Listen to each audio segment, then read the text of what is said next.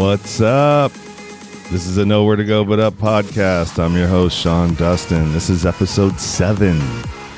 Yes, 7. Jeez, 7 weeks now. Anyways, today's episode, I talked to my friend Stephanie. Stephanie's from the gym I work out at. So we get into a lot of different stuff from, where she lives to, all kinds of different stuff about monogamy, open relationships, Discovery Bay, the rave culture, stuff we have a common interest in. Anyways, if you're a musician and you want to get your music heard, shoot me an email at nowheretogobutupnow@gmail.com.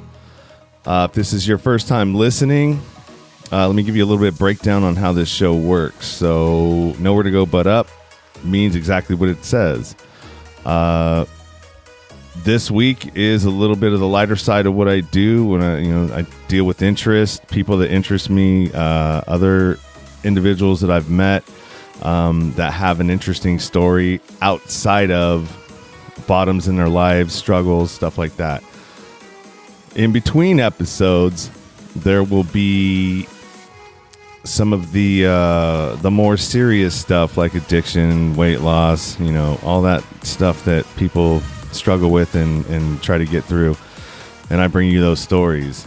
I think if I were to do that every week, it might be a little bit depressing. So I decided to lighten it up a little bit with episodes in between to kind of break it up a little.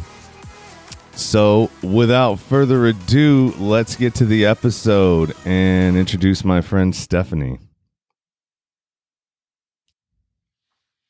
All right, welcome to the Nowhere to Go But Up podcast. I'm your host, Sean Dustin. And like I said in one of the last episodes, I don't know if it was 3 or 4, but my friend Stephanie was going to come and hang out and give this a whirl, and she's here. What's up, guys? How's it going, Stephanie? I'm going good. It's a Saturday. Sun's out. I'm happy. Cool. Stephanie is from the gym that I work out at, and we met probably about a year ago.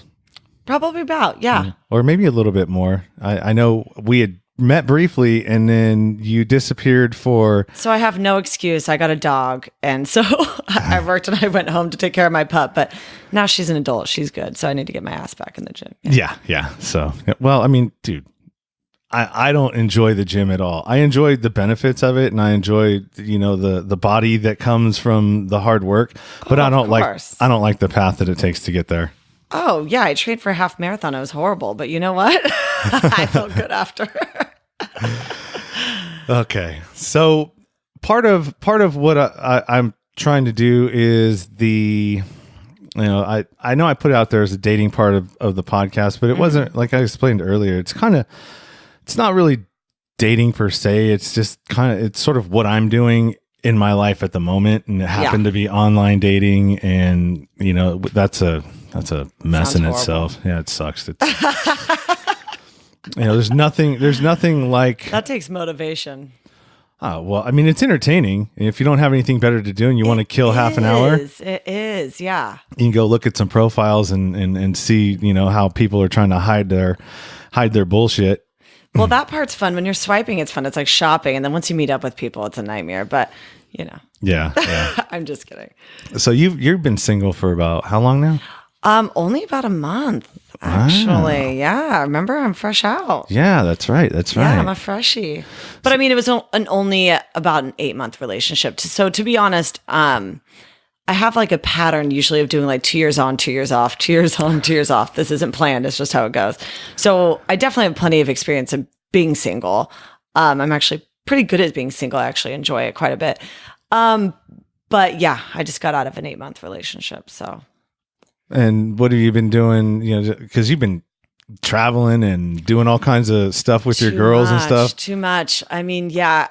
I mean, it's a blessing and a curse. I have a lot of friends and a lot of activities that cost a lot of money. And so I'm gone pretty much every weekend. So I can't really complain. But at the same time, that's why I haven't been to the gym. I was in Vegas and on boats, and life has been good. Yeah, that's cool. It has been good.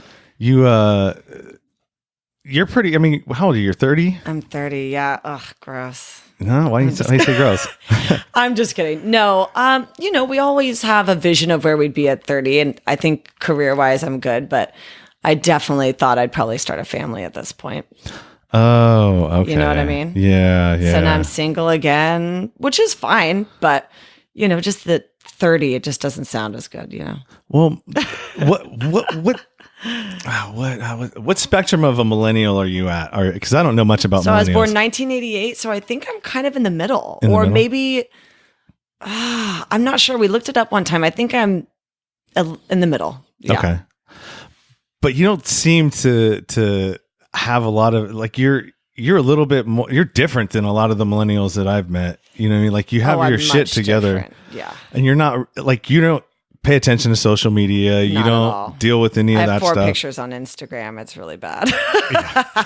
I actually saw your, because your phone number's in my phone now. You know how Facebook will pop up on your, do you know these people? Yeah. And so I saw your Facebook deal and I was like, God, she doesn't even have, like, not updated at all. The pictures that I have are only what people have tagged me in, pretty much. I went to Thailand.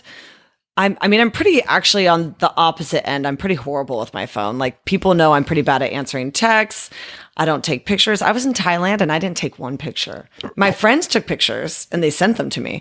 I did not take one picture. In Mexico, the only pictures I had, again, were the pictures that everybody else took. Like, I definitely am.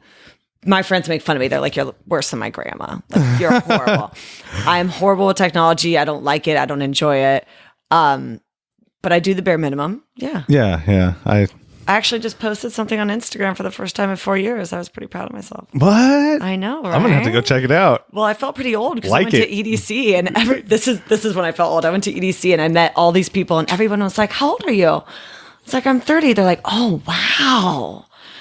Wow, no, you look really good. I was like, you don't have to say that. And then they kept asking me, they're like, do you have an Instagram? And I was like, oh my God, I am so old. Like, I have 4 pictures on there. They're like, you only have 4 pictures. I was like, I need to get it together. But, yeah, all those youngsters, they're all wanting to be Instagram stars. Right? They were saying how they wouldn't date someone without an iPhone. I mean, it's a whole nother world. The millennials that I was hanging out with, because they were all about 25, 27. Okay. So definitely they were in it. They're like, I would not date someone without an iPhone. And I have like a J3, like the cheapest Samsung you could possibly get, because I just don't care. Yeah. That's funny, man. I'm quite a weirdo. Yeah. It's so different. The world is getting so different. It is, but adaptability is the key. You have to adapt to change. Yeah. Or else we're going to struggle for the rest of our lives, because life is always changing. Yeah, it sure is. I believe the face of relationships are changing. We started to talk about that. Oh, yeah. We wanted to hold that back. Yeah, good. I was like, oh, no, we need to put that on there. Because it's an interesting subject. It really is very interesting. And it's very complicated, but go ahead. Yeah, I put it out there on some of the posts for the groups that I'm in, and I said, hey, I want to talk to some poly folks and some open relationship people. Hit me up, and I got like maybe 10 or 15 responses out of that. Yeah. And so one guy was explaining it, kind of, well, open relationship. I think, what did he say? Open is sex, poly is love. And so if you want to be in an open relationship basically is all you could just, it's more about having sex with other people, and like, is it more casual or? I think that sums up Discovery Bay.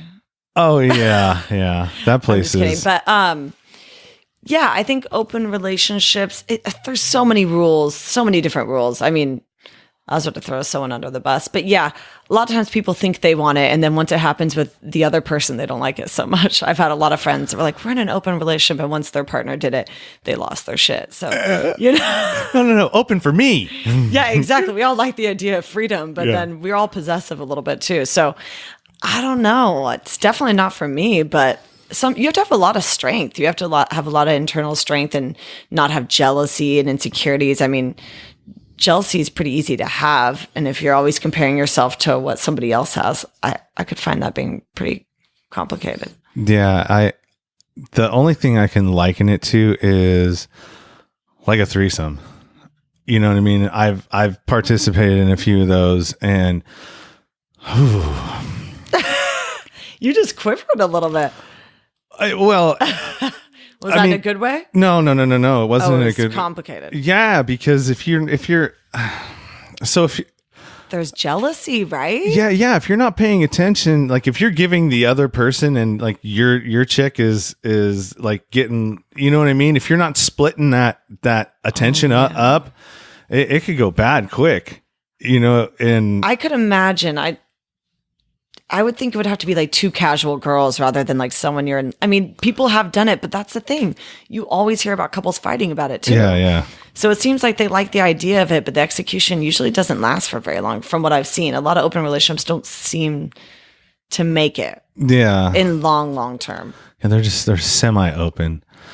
And I talked to somebody, and I guess they would fit in a hybrid situation, which I guess is where one partner gets to go and do what they want and the other one is like just cool with it. And she was the one that had to be cool with it. And it's like, yeah, I know he goes out and fucks other chicks and whatever. And I was just, I couldn't do that. I you know, if I'm going to get to do it, then I'm going to expect that you're going to do the same shit. That's just not fair. I don't. Again, I'm having a hard time even relating to this because I can't even see myself ever being in that situation. I don't know. I do actually believe in monogamy and I would want a monogamous relationship. So I can't see jealousy not kicking in. Like, what the hell? I expect you to come home for dinner. We're going to walk the dog. We're going to have our life together and you're out banging some chicks. Like, yeah. What the fuck? Yeah. Sorry. I'm probably not supposed to cuss. No, you can cuss all you want. Okay. I'm picking out patterns and you're, you know. Yeah. What? I'm going to be cleaning the house and you're like, I'll be home at 12 and you're going to shower off all the nasty. I don't know. That sounds horrible. Which again, I actually am impressed by people that can. I'm not putting them down. Like, I find that a very interesting lifestyle. You have to be I think you have to be very strong, very confident.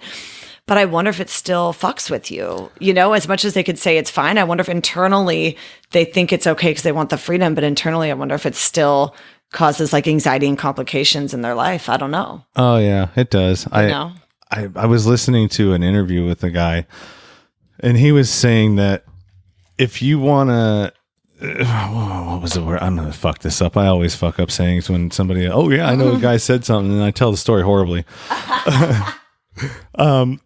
So he said that, yeah, it was, you know, the hardest thing to do is when you know that they're with somebody else, enjoying somebody else, because you're open about it. It's like, you know, and his partner, when he would go off, she would, to kind of break that and sort of make it seem like it's okay. Like they would go to a hotel room and she knows that they're going to go meet and she'd just send a bottle of wine and a little care package, whatever, just, hey, have a good time. And to kind of, you know what I mean? But he was like, it didn't matter because I was thinking, God, well, what if his dick is bigger than mine? And what if he fucks better than I do? And, you know, what if he's pleasing her in a way that I can't? So I actually forgot I have input on this. Oh my God, how interesting. So I did online date about 2 years ago and I ended up dating this guy for way too long. I just really actually wasn't that into him, but everything on paper was perfect, right? Yeah. You know, and you're like, he has a good job, good family, all that. And about like 3 months in, I actually thought he gave me the dream come true because I was having internal struggles with like, do I love him? Do I want to be with him? Could I see myself with him? And he basically told me, he's like, if you want, he's like, you live in Discovery Bay, I live in San Jose. If you have people that you want to hook up with, he's like, go ahead. I don't mind. And I was like, you don't want me to do that. He's like, no, I do. He's like, you could tell me about it.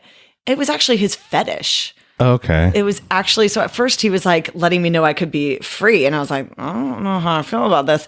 And then I realized he was like, kept asking me like, when am I going to do it? Like, and wanted details about it. And I'm like, oh, this is like your thing. That's weird. Oh, it's a kink. It's a kink. And I told him, I was like, you don't want me to do this because the thing about that is I can connect with a lot of different people, and if I'm probably having sex with them, it probably means I enjoy their company. I'm not the type of person that would ever invite someone over to sleep with them and then kick them out of my bed in a second. I probably actually enjoy their company and then we sleep together. I'm like, you don't want me to do this because then I'm going to end up forming a connection with someone else. Yeah, and since my that's brain, closer. Yeah, probably. Yeah.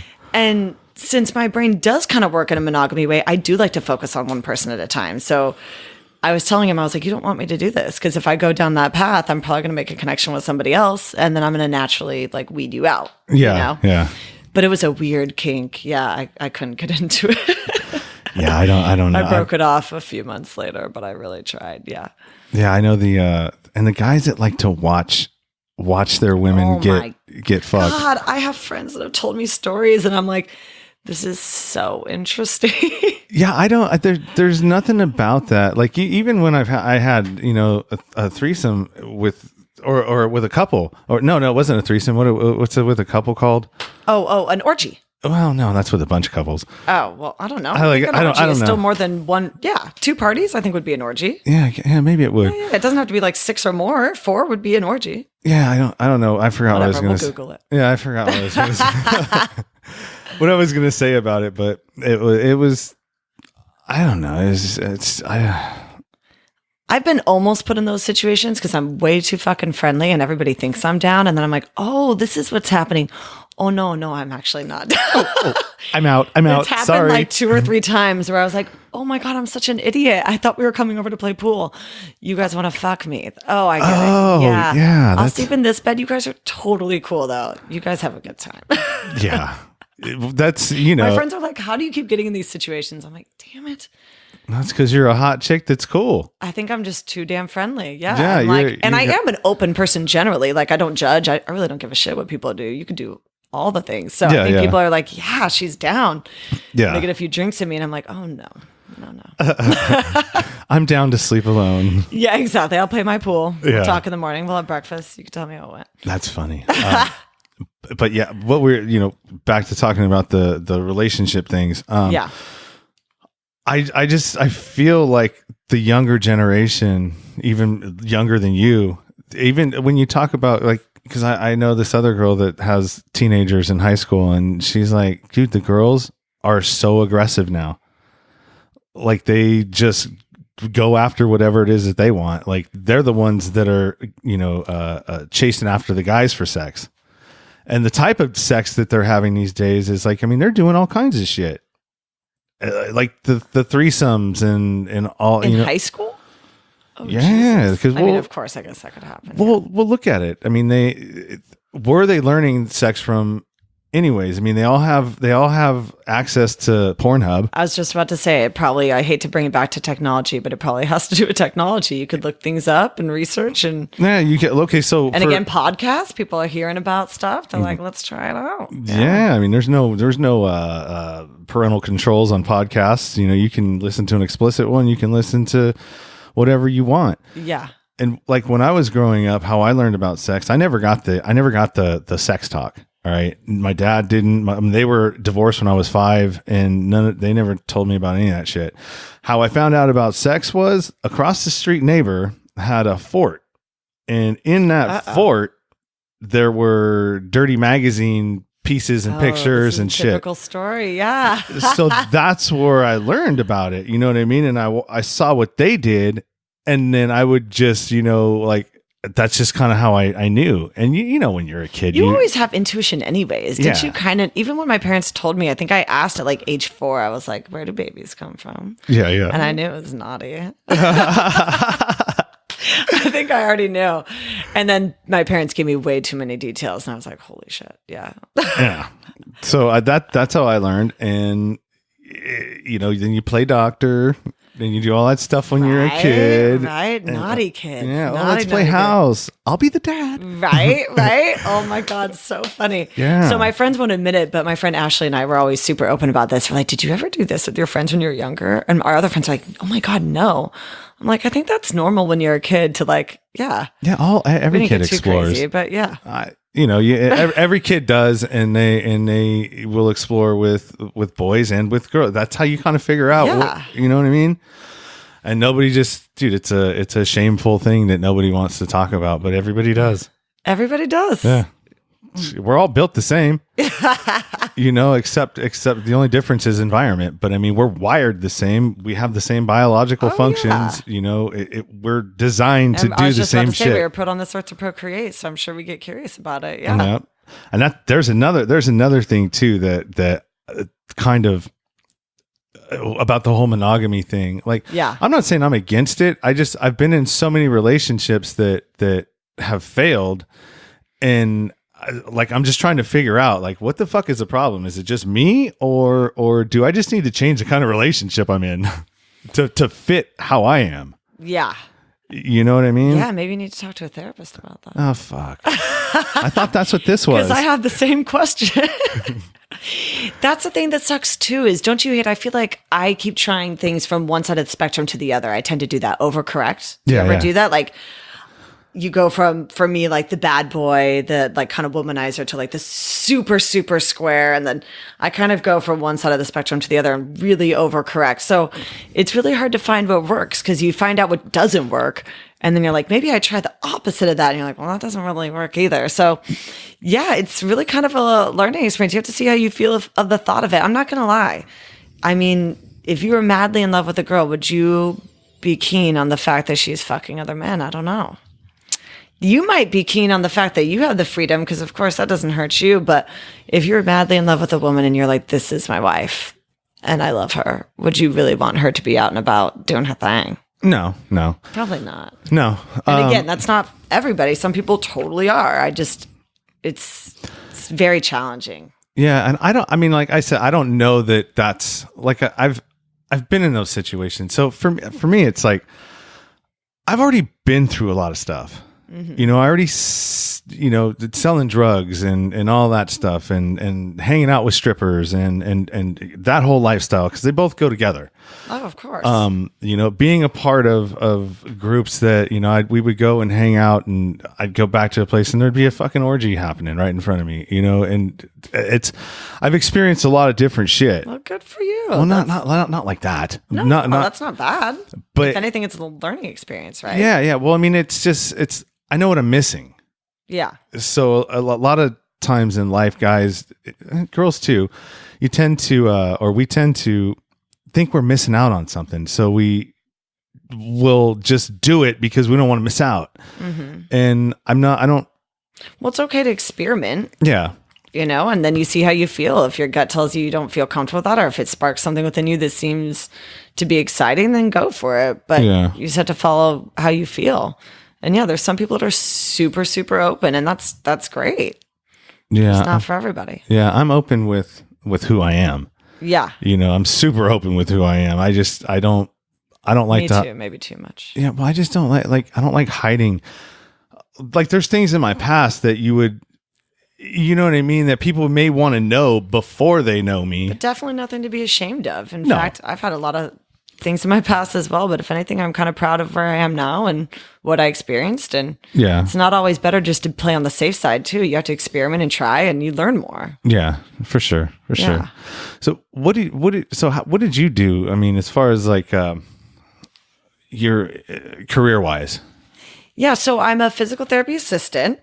So I went to Santa Barbara City College. And then I transferred to Chico before I figured out what I was doing. And then I went to PTA school. So now I'm a PTA. So same thing that you were kind of talking about with your job. I love it. It's great. I love working with people. I love helping them. But it's hard I can't grow from here much, which actually that's a lie. If I wanted to specialize in something, I could specialize. But if I wanted to be a PT, I would have to start over again. Mm. So everything after 5 years is null and void. So you have to get a doctorate degree to be a PT. And they told me this when I was a PTA, but I was 22. I was like, I'm fine. Yeah. And then, of course, in 3 years, you're like, shit, I would like to move forward. But yeah, so I'd have to start from the beginning. So I definitely want to get a side hustle. I'm trying to figure out, just like you're exploring, I definitely want to get a side hustle and try to figure out, not just to make money, but just other avenues of interest and to spark growth in your brain and in your life. Because, just because you have a good job, sometimes it could be a little redundant. You know what I mean? Yeah. So you could be good at what you do, love what you do, but year by year may feel kind of the same. So you do want to start new projects and have different forms of growth for sure. Yeah. I think the biggest thing that I'm seeing is that when we have a 9 to 5 that we're going to every day commute, it's just a loop, you know what I mean? A repeat. And you don't necessarily get to make connections that can take you other places. Mm-hmm. And you lose the creative side of your brain too. Yeah. Because basically you're on a to-do list constantly. Yeah. So that's what's so interesting is I'm I work. And I finally actually took time off for the first time in like 4.5 months. And it was so powerful for me. I'm like, I need to do this more often because your brain does. It's like, get ready for work, get in the car, go to work. And you get on the like mechanical side where you're just to do. And you kind of lose your creative sense. For sure. Yeah. That's what I'm going through right now. And so this has been a really good outlet for me to just focus on something and try to build it into something. And if it happens, it happens. If it doesn't, it doesn't. But I mean, it's given me something. I think it's probably more therapeutic for me than it is for everybody else. I was just about to say it's a form of therapy. And again, anything that you're enjoying a lot, then who cares? Yeah. Keep on doing it. You're going to meet a whole bunch of different people. You're going to learn a lot. And maybe it'll pop off, maybe it won't. But if you love doing it, then you're probably good at doing it too, Yeah. Well, we'll see. What else? On the dating spectrum, not even on the dating spectrum. I mean, you mentioned, I don't want to throw disco under the bus, but man, that place is crazy. So again, I don't know if this is really necessarily my friend group, but definitely Discovery Bay is known for, and I think a little bit that's actually the older group. Yeah. You definitely hear about, it's pretty common. There's a lot of swingers in Discovery Bay, a lot of money, a lot of Botox, a lot of filler, a lot of bodybuilders, a lot of swingers. Yeah. It's just the party lifestyle. I think a lot of people have a hard time. Sun's out, people are on boats. It's all about, showing off your body. And I think Discovery Bay breeds what you were talking about. It's very hard to be in a monogamous relationship with Discovery Bay. I think a lot of relationships struggle, but so maybe that's how Discovery Bay that's how people adapted to make it work. They're like, we like to have a good time and we do love each other, but I also love her. Yeah, I love her too. I got a lot of love for everybody. A little for her, a little for him. Or her. I actually went to probably the biggest example of a typical Discovery Bay party last Memorial Weekend. And I was like, oh, this is what people talk about. Huge mansion, bunch of Botox filler, high heels, swinger city. I mean, everybody was like holding each other, making out. I was like, oh, this is what people talk about. I was kind of the fly on the wall. This is interesting. Yeah. And I was really thinking I was wondering how it plays out with like the husbands, because the women were just kind of bouncing around from guy to guy. And I'm like, okay, he seems to be cool with it. This is kind of interesting. It was kind of cool, actually. Yeah. Because I've heard so much about it. And again, I don't think with my age group necessarily we're at that point, but maybe at that point they've been married for 10 years, 15 years, 20 years, getting a little bored and spice it up, Yeah, I mean, it's cheaper to keep her. None of my friends are getting married at this point, actually. For being 30 years old and having a big friend group, I would say my sample of friends are not really getting married. No, why not? They're just...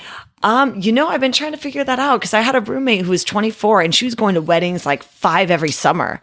And I'm like, interesting. My friend group, I'm 30. I'm the baby of the group, which to be honest, with my high school friends is only like a year off.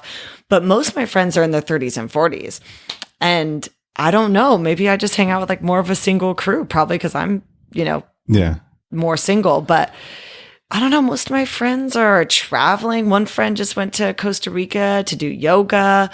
Other friends just, moved to the city. I think my friends are just living it up. They don't really necessarily believe in marriage or, like you were saying, monogamy. Yeah. Well, I mean, that's the new thing with my friend group. There are definitely a lot of people getting married for sure. More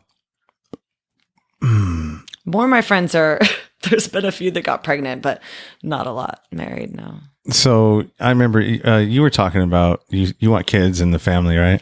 I do. I think I do. You think you do? Sometimes you wonder. When you see your friends going through it and they have no sleep and the relationship suffering, you're like, is this what I want? Yeah. But no, I that's actually something my whole entire life. Some people aren't sure if they want kids. I've always wanted kids, 2 or 3. Yeah. Yeah. Wow. I know, right? Who knows if you're ready to go hard, huh? I might get none. So who knows? Oh, I'm sure you'll do just fine. Yeah. Whenever you stop looking, that's when you find something. Yeah, I'm not really looking. I'm usually not. That's probably more my problem. Yeah. I don't know that side of you. I just know the gym girl. The gym girl. Yeah, exactly. So what, how did you get to Discovery Bay? I mean, So I grew up in Discovery Bay. Well, actually, I grew up in Fremont till I was 8. We moved to Discovery Bay, and I thought it was the coolest place on this planet because Fremont was very, it was low key. I lived next to Mormons. We'd play in the street. It was pretty low key. When we moved to Discovery Bay, my parents did not party. They weren't partiers at all. This is what I'm talking about with Discovery Bay. They moved to Discovery Bay. And my dad made friends with partiers. We were going on boats all the time, going to Orwood. I was like, what is this place? Yeah. I thought it was a magical land. We were going swimming all the time, tubing, bonfires at people's houses, but definitely a lot of drinking. Yeah. A lot of drinking. And then my dad ended up leaving my mom. But where was I going with that? So anyway, I grew up in Discovery Bay, and then I went to Santa Barbara at Chico, and then I lived in Walnut Creek. And when I was looking to buy a house, I was looking at Concord. I was looking at Martinez. The housing prices were so out of control. I was literally like thinking I was going to have to move to Texas or something. I'm like, I can't live here.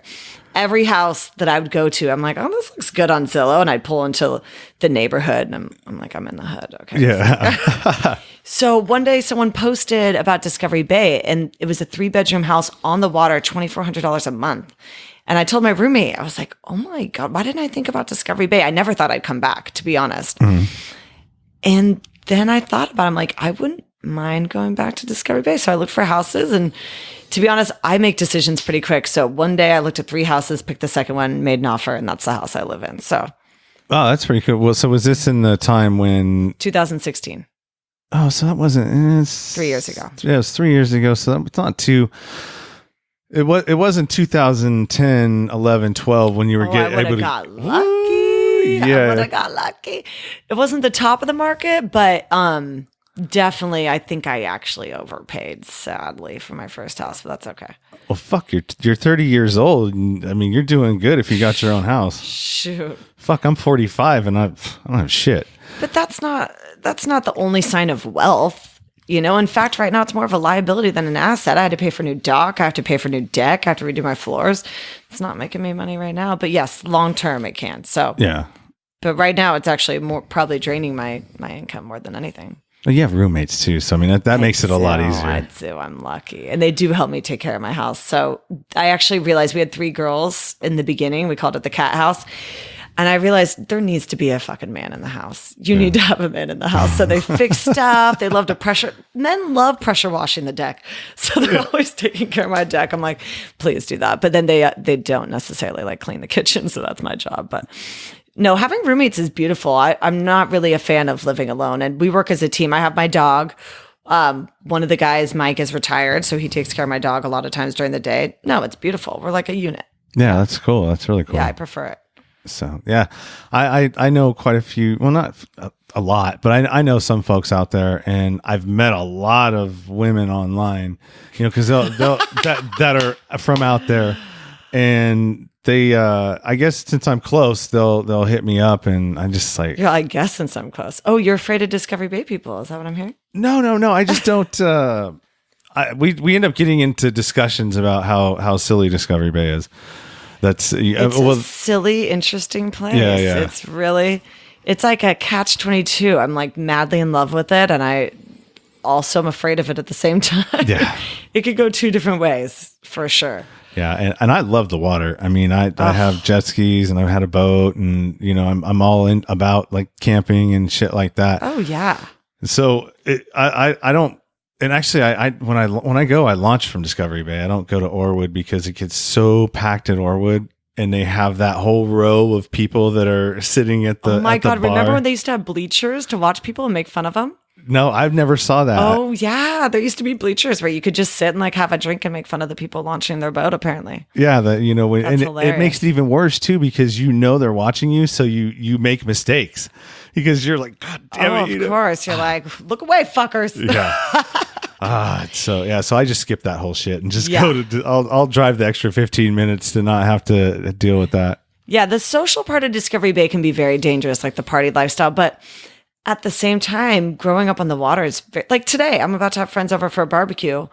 It's beautiful. We might go swimming, just lay out, have the music. And my neighbors are super cool. My neighbors will probably come over. It's very safe. I don't lock my doors ever. Wow. Never lock my doors. I met the neighbor down the street, and he said he lived there for 28 years, and there was not one crime that had happened in our area, apparently. So it's, wow, that's pretty cool. It's definitely pretty safe. So even though people are having a lot of sex, doing some drugs, drinking a lot, it's pretty peaceful other than that. Yeah, last time I was there, like I told you, I had to do that drone, the aerial photography. Photography on a listing out there. Yeah, and it is quiet out there. And every time I go out there, I'm like, fuck, I wish I lived out here. But then I'm like, I'd probably get in a hell of a lot of trouble if I lived out here. So I don't want to. You don't have to. Like, what if you're not going to the bars? Then if you have your jet skis, you take your jet skis out and just do water sports. I don't see what's the problem with that. Because I know myself. You know yourself. Yeah. You find the riffraff, trouble. as we call it. We call it the riffraff. Yeah. There's definitely a lot of riffraff. I find trouble if you could I'm sniff it left out too long, you know what I mean, with nothing to do. Yes. Okay, then don't do it. You know yourself. But at the same time, I know a lot of people who just freaking love the water sports and go wake surfing every single weekend. They utilize Discovery Bay way more than I. I truly don't want to be on a boat every weekend. Yeah. To me, that's actually not my ideal weekend every weekend. Every once in a while it is fun, but to be trapped for, 6-7 hours on a boat isn't always my ideal situation. But there are people that love it and will do it every single weekend, and they are living their best life. Yeah. For sure. My neighbor, Cara, she's every single weekend wake surfing through the winter too. Yeah. Not every single weekend, but through the winter, she will be wake surfing, taking the boat out, going to the yacht club, listening to their bands on Friday night, and everybody hops back in her pontoon boat and comes back. Oh yeah, they have a great time. Yeah. Wake surfing is fun. I never. Oh my God, that kills you. It's so good. Yeah.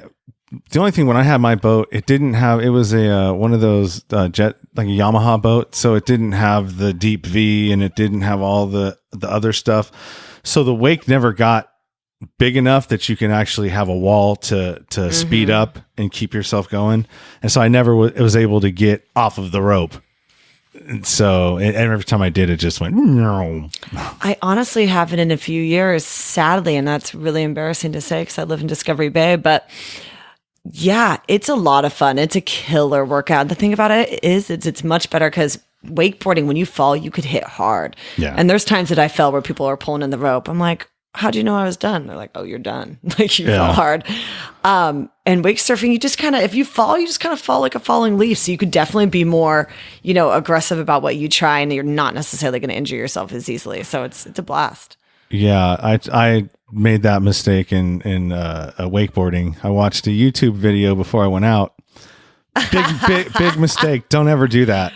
And that's so funny. That's like watching porn and trying it out, huh? Yeah. And so I tried to jump the wake and I lawn darted right into the at like 20 miles an hour. And I think I got like a concussion or something, but yeah, I was done. I'm like, come get me. Oh yeah. We had a friend, our family would always go houseboating. We had a friend from college that went with us, and he fell the night before and he told us he was feeling kind of sick. And then the next day he went wakeboarding and he fell again and he started throwing up over the boat. We had to rush him to the hospital. He had bleeding in between his brain and his skull, was in the hospital for 3 days, had to be taken out of school for 6 months, and had a headache for like a few years. Wow. So yeah, wakeboarding can be pretty intense. Oof. Yeah.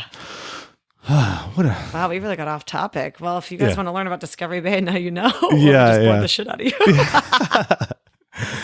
Oh man, this is really why I wanted you to come and do this, because even though I didn't really know you that well, I could just tell you how to kill a killer personality. Oh, you're so sweet. Yeah, and that comes through on all these things. Oh, that's sweet. And you could tell when I was sweating over the TRX that I had a good personality. No, when we were talking afterwards. The TRX. You're like, I can tell. Yeah. I can just tell. She's pretty cool. Yeah, I can see that winning personality right through those straps. Look at how she's gripping Wednesday was good, yeah? I was supposed to go this morning. I'm a bad girl. Did you go? No, I didn't go. No, dude. Well, I have all these podcasts that I'm trying to you're so interviews. Busy. Yeah, all these interviews that I'm trying to cram in get there. Your ass in the gym. I'm doing. I was still. No, I was. That ab workout that we did. So remember how I did it in the beginning? I'm not sore from it. Is that weird? Well, because you didn't do it twice. You did it twice. Yeah. So I'm still sore right up in here. That's good though. That's good. Feel the burn. I hadn't gone in a month. It feels really good. But yeah, I definitely feel it. Yeah. Well, I mean, I can do that, but when it comes to, I got to stay away from the fast food and the shitty eating. Well, don't go to the fast food, sir. Well, sometimes it's hard. It's hard, man. You buy it's time. Time is a salad to go from Safeway. Yeah. Rotisserie chicken. Yeah. All right. Well, you're making. Okay, I can't argue with you. I like to make excuses. We all do. Yeah. Consistency. My biggest consistency is my inconsistency when it comes to diet. I mean, I can go on runs where like when I met you, that was like in the middle of my run where I dropped like 35 pounds and I was looking, skinny but to the point where I didn't feel right. Like I was too skinny. And sometimes that's the hard thing about losing weight is your energy levels are so low. I've dieted my whole life because my mom always dieted and I always followed her. And yeah, you'll be at work and sometimes getting out of the chair is hard. Like if you're dieting too hard, you're like, I just don't want to live like this. Yeah. On the low energy. But definitely the problem with me is if I've been eating for too long, then once I drink, I'm like, it's time to get down. I just go hard. Yeah. Fuck. I mean, doing everything that you do. I mean, you're out of town. You're in Vegas. I mean, when I go to places like that, fuck that. I'm eating everything. Oh, it was out of control. We had the queso. We had the guacamole. We had the chips. One time I ordered like 3 items. I ordered a tostada and a chile relleno. Oh yeah, we went hard. Yeah. Yeah, you got. But at the same time, it was EDC, so I was running my ass off. We did 8.4 miles the first day, 8.6 the second, and 11 the third. So I think I burned it off. I actually lost 3 pounds at EDC. And that's the Electronic Music Festival? Yeah. Oh my God. I didn't want to hear that music for a while after that. But yeah, it was a blast. Yeah, that's crazy because I was a raver growing up. And like back in the day when in San Francisco, the rave would be underground. So underground that you would get a number, like a telephone number to call. What? And then you would get a meeting place. And then everybody would go meet at this one spot, and then you would get taken from there to the actual. Ooh, I want to go. Yeah, to the actual rave. And that's when they were really small. Then they got really bigger, and you couldn't do that. More fun when it's secret. Yeah, I mean, I'm just kidding. I actually went to an underground rave when I was 16, and I was disturbed for sure. I felt like my mom would be not very happy to have me. It definitely felt dangerous, but hey, check that off my list. Yeah.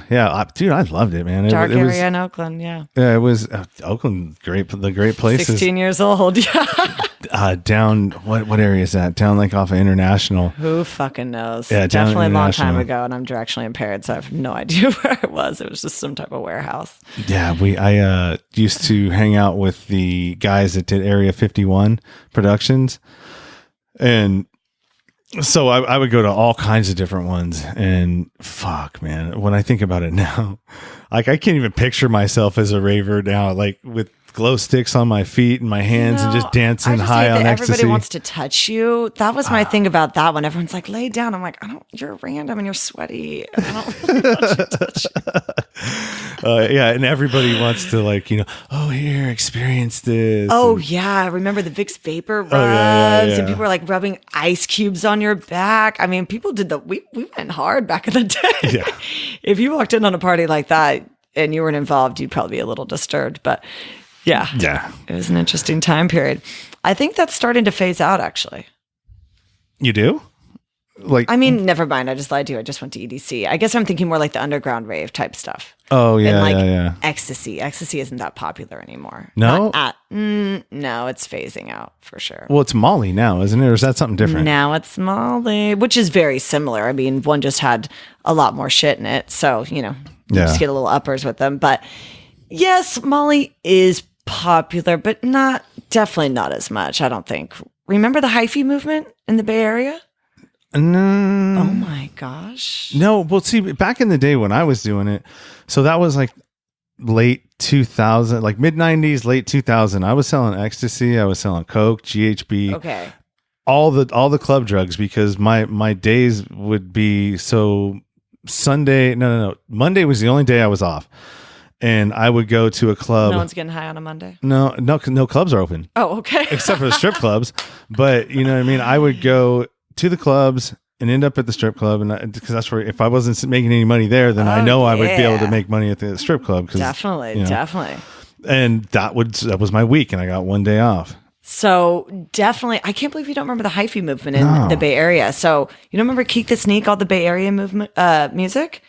E40, Keek the Sneak. Well, I remember E40. Oh my God, there was like a whole hyphy movement, and it was all about doing ecstasy. And to be honest, I'm not proud of this, but my first boyfriend in high school was the biggest drug dealer in our area. And he distributed, there was like 5 other people working under him. And definitely they were selling ecstasy like mad, getting pills for like $2 in Oakland and selling them for 10, 15. And it was insane. How cute is this though? My friends and I made a rule in high school, and I'm actually kind of proud of myself, even though I obviously partook and whatever. We made a rule. We wouldn't do it more than once every 2 months. We wouldn't do over 2 pills, and we wouldn't do it past 2 a.m. Isn't that kind of cute as a high schooler to make rules like that? Yeah, that's so ambitious. Yeah. Well, whatever. I'm proud of myself. Yeah, we would literally, when I would come down from Sacramento and we were partying, right, and going to 1015 Folsom and to end up and just doing the whole circuit all weekend. I mean, we would be fucked up. Like that stuff can really mess with your brain. Oh, it was so crazy. Done, I'm sure. Yeah, I mean, we would roll hard for 3 days straight. Oh, GHB, because GHB, when you mix it with, when you take it, when you're coming down off of ecstasy, kicks it back in.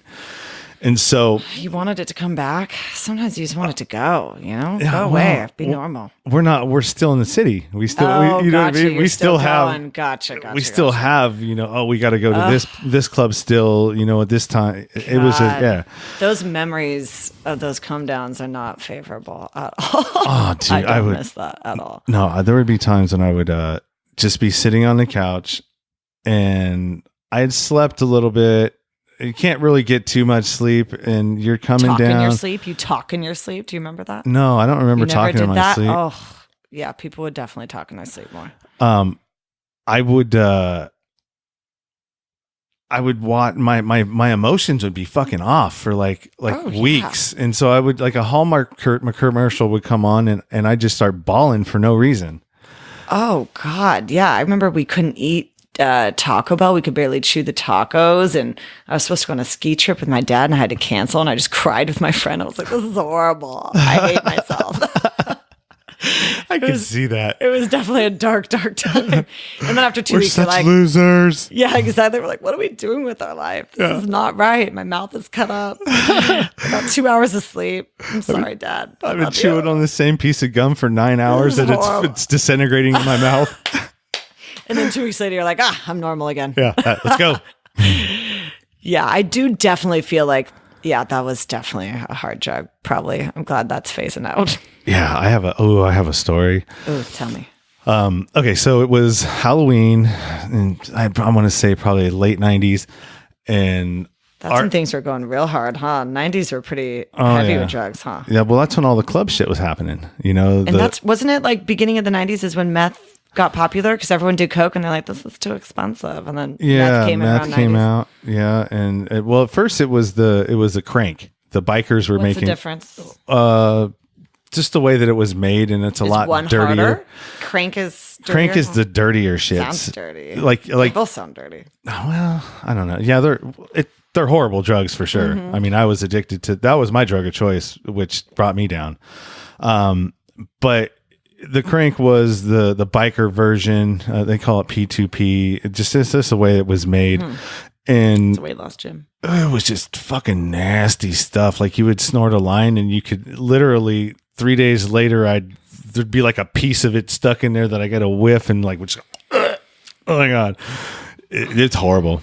The crystal's way better. I mean, not. If you're gonna have to do something, I would much rather do the crystal than the nasty shit. I'm not gonna lie, I have a lot of friends that are in their 40s, and if none of my friends in their 30s ever did meth, because by that point it was very clear that it was probably not a drug that you should touch. But all my friends that are a little bit older, if you partied in the 90s, it was very common that it was more of just a regular party drug. Now it's known to be like, you understand you might be on the streets at some point or, ruining your life. But back in the 90s, it was pretty popular. Like, oh, you don't want to do coke? It's a little bit cheaper and it lasts longer. And everyone's like, sweet. Yeah. Guess how young I was when I first took meth? Ooh, 14. Close. About 15. Okay. And the reason why I did it is because all my friends and everybody that I knew around me was doing this stuff, but nobody was letting me try it because I was the youngest. Nobody wanted to be responsible for giving it to me. You're so productive, you guys. You're moving so fast. Yeah, no. They were all secretive and doing shit, and you know what I mean, and trying to hide it. And I was like, God, why can't I? And I just want to try, and no one would let me try. And yeah, you can't play with that fire. Yeah, and what ended up happening was my dad had married. Well, I guess he was cheating on my mom with this neighbor down the street, and ended up marrying her. And her sister was bad news. Both of the sisters were bad news, because they were doing meth, and the stoners. Back in the days, there were stoners where the chicks would feather their hair and roll around in lowriders and Monte Carlos, and okay, I just see stoners as potheads, so. Yeah, no. They in Pinole they were a little bit different. They were like tweakers and doing that kind of stuff. The biker dope, and the biker dope. Yeah, and I got it from her. And yeah, and then I was off. I was off to the races. For some reason. Well, I've actually heard from a lot of people that it is really fucking amazing. Obviously, at first, it just can go downhill pretty quick. But people say they felt the best that they've ever felt in their life at that time period. It's just the fact that then you're chasing the high. But the sex, very, very addicting. The sex. Yeah. Yeah, that's for me. Man, yeah, too much. I'm sure you could go forever. So here it is. It's not. You can't really. Once you first get high, unless I know some people that have slammed it, like shot it intravenously, and I guess that gives you a rush to where you can. You know what I mean? Perform. But when you smoke it, I couldn't, it was almost like Coke dick. I couldn't, you know what I mean? I wasn't interested. Then what do you mean the sex? You're saying when you're coming down. Oh, the come down. All right. So for an addict, I guess, for me, since I'd used it so much that the come down, I would be able to go for fucking hours. And the girl enjoyed it. Probably not. Well, if the other one was at the same point that you were. Oh, yeah. There you go. Then it worked out. Well, I'm guessing both parties were involved usually. Yeah. Well, I mean, not always. Not always. Like I remember I hung out in Chico quite a bit. Yeah. I had friends that Chico definitely has a lot of that going on. Yeah. And I would actually take it up there. And sell it off in like fucking in $20 bags to all the students that were cramming during finals. Gosh, no. Yeah, well, that was back then. Yeah, of course. When but dude, they got Adderall now. Everybody's on fucking Adderall. That's speed. A little different, but very similar. The dosages are probably different. Yeah, but I mean, it's legal speed. Yes, really. Yes. And I got sidetracked. The story I was going to tell you. So, anyways, it was Halloween. We'd all gotten yeah. We'd all gotten together and we all went to a club. I'd started with, GHB, some Coke. Okay. And good foundation. Yeah. And so, we're going, I don't like to mix things because that's when trouble happens when you're dealing with hardcore drugs, especially like GHB, when you start mixing alcohol with it. Oh yeah, you know what I mean. So I was the same. Yeah, well, it puts you into respiratory failure because it's a depressant, and this really depresses your nervous system. Yes. So I always try to make a habit of not mixing my drugs. I'm so proud of you. Yeah, but this night was a little bit different. It got kind of crazy. I got to the club, took I think I took one hit of ecstasy, and then throughout the night I took another one. Took some more GHB, probably did a little bit more Coke, went back to the after party, and then that's where shit just got crazy because we were in a room, bottle of alcohol was going around. I think I took a swig of that. And then I went into the bathroom and one of the girls goes, here's another hit. And I went to take it. She's like, no, do it the other way. And so she put it in my ass. It's so, cause that's where all your nerve endings are. Have you ever dropped? No, I've heard about that. Okay. Well, I've done it before when I wasn't that fucked up. And yeah, you fucking get floored fast. Wait, so she gave you a hit of what? Ecstasy, like a gel cap. Oh, and you didn't poop it out? No, I didn't. Did it make your butt tingly? I don't remember anything. So after I dropped it that way, I don't remember anything. And when I woke up, I was in a room and just something felt off. And I got up and they told me, they're like, dude, you were like foaming at the mouth. And I'm like, oh, so I was overdosing. And you just sort of like just threw me into a room. Oh. I'm like, I guess I'm lucky I'm still here. I don't know, man. I don't, and I have a lot of stories like that to where I should have been dead and I'm not. Body could be resilient. Yeah. So I was just like, oh my God, that's crazy. And I'm like, well, I got over it quick. So they're just like, ugh, gross. This guy's foaming at the mouth. Put him in the room. Yeah, pretty much. Yeah. Let it sleep. He'll sleep it off. Embarrassing us. Yeah. The nerve of him. We invite him over to our house to party with us. This is embarrassing. Yeah. And he has the nerve to just go and overdose on and ruin the party. We're not calling the ambulance. Put him in timeout. Yeah. Yeah. So anyways, the sad part about that story is I got over it real fast and I went and took another cap of GHB. Jesus Christ. Immediately. And that's how I was, man. I would do that. Just a concoction. Yeah, I wouldn't stop. I just would the party just keep going. No, we got to keep going. Fuck it, you know? And so I kind of think that I was trying to kill myself, but not. You know what I mean? Drowning. You didn't want to hear your own thoughts. It sounds like kind of. Or no, I don't know. I just think that I was too much of a coward to fucking actually do it.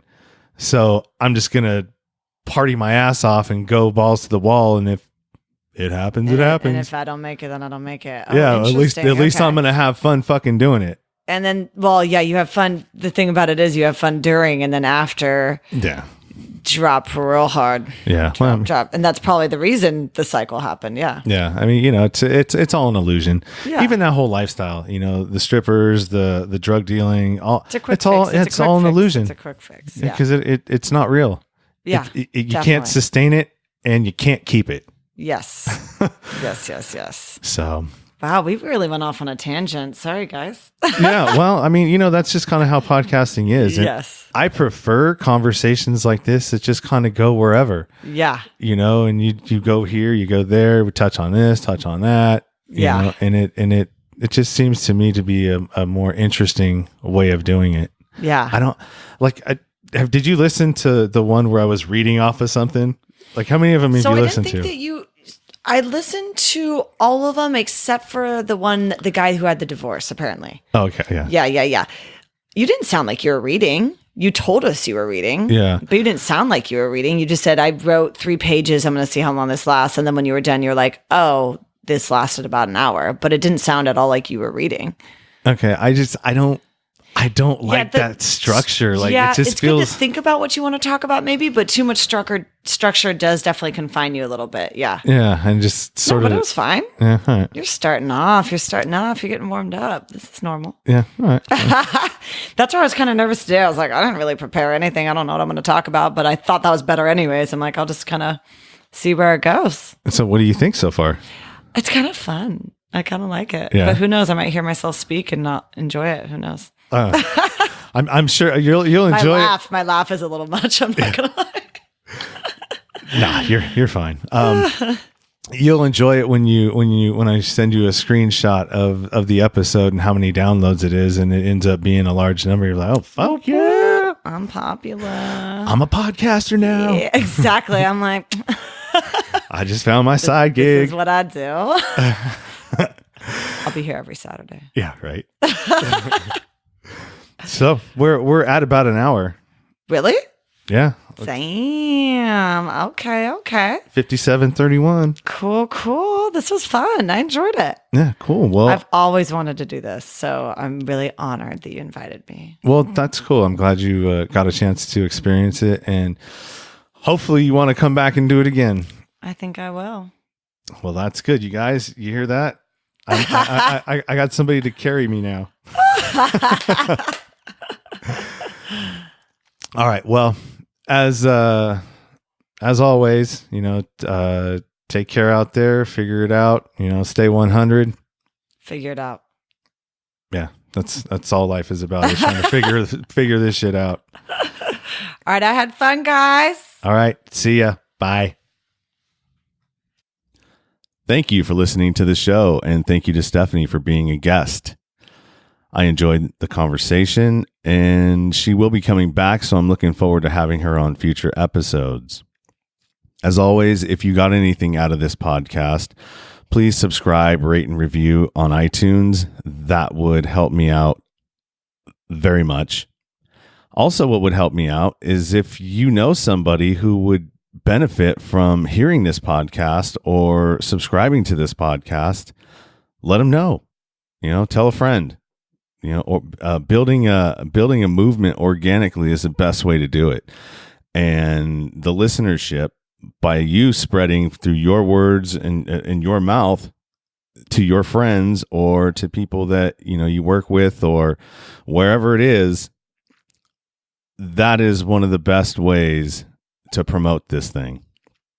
So if you have anything else that you'd like to say to me, you want to tell me I suck, you want to tell me I'm great, you want to tell me to go fuck off, whatever it is you want to say to me, you can do that.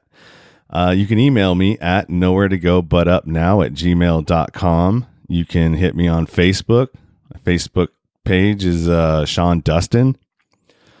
My Instagram page is Nowhere to Go But Up Now. My Twitter handle is @ButUpNow. My podcast page, where you could actually go in and leave comments on each episode individually if you like, that is nowhere to go but up now.libsyn.com. And I'm also on YouTube at Nowhere to Go But Up. So as usual, I'll talk to you guys next week. Keep it 100. Stay true to yourself.